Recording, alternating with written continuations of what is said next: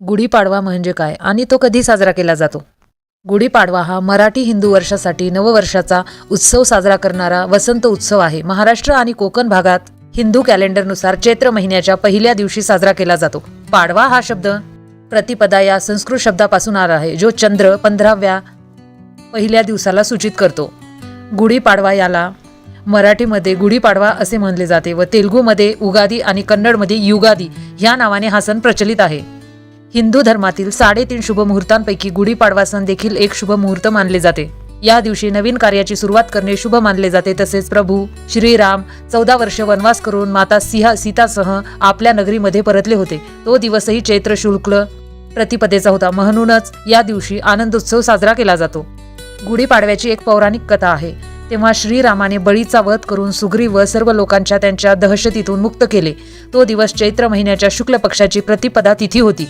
त्यामुळे या दिवशी विशेषतः दक्षिण भारतात घरोघरी विजयाची गुढी उभारली जाते. गुढीपाडवा सण मोठ्या उत्साहात साजरा केला जातो. गुढीपाडव्याचे महत्त्व जाणून घेऊया. का महत्त्वाचा आहे गुढीपाडवा?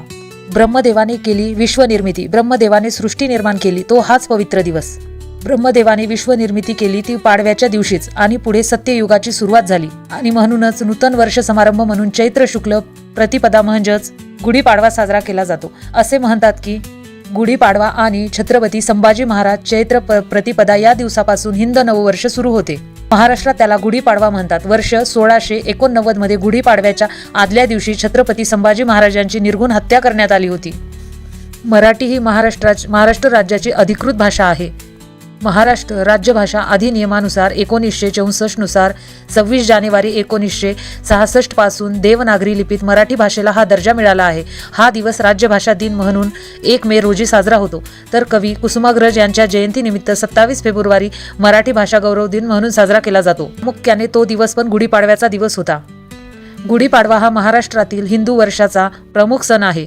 या दिवशी घराबाहेर आनंदाने विजयाचे प्रतीक म्हणून गुढी, साडी, कडुनिंबाचा पाला, कलश लावून उभारली जाते. 3.5 मुहूर्तांपैकी एक असलेला हा दिवस वसंत ऋतूचे स्वागत करतो. कुटुंब निंबाचा प्रसाद वाटला जातो आणि नवीन वर्षाची सुरुवात केली जाते. अर्थ आणि परंपरा. गुढी म्हणजे विजयध्वज आणि पाडवा म्हणजे चंद्राचा पहिला दिवस. पौराणिक कथांनुसार प्रभू श्रीराम 14 वर्षाचा वनवास संपून अयोध्येत परतले, तो हाच दिवस आहे. त्यामुळे गुढी विजयाचे प्रतीक मानली जाते. गुढी कशी मांडावी त्याची पद्धत. काठीला स्वच्छ धुवून हळदी कुंकू लावावे. त्यावर नवीन रेशमी साडी, कडुलिंबाची डहाळी, फुलांचा हार आणि तांब्या कलश ठेवला जातो. गुढीच्या पायथ्याशी रांगोळी काढत धूप दीप लावून पूजा करतात आणि गोडाचा नैवेद्य दाखवतात. या दिवशी कडुनिंबाची पाने, जिरे, ओवा, साखर आणि हिंग मिसळून प्रसाद वाटला जातो, जो आरोग्यासाठी अत्यंत गुणकारी मानला जातो. नवीन कपडे, पुरणपोळीचे बेत आणि शोभायात्रा हे गुढीपाडव्याचे विशेष आकर्षण आहे. हा सण समृद्धी आणि नवीन वर्षाच्या नवीन आशा घेऊन येतो.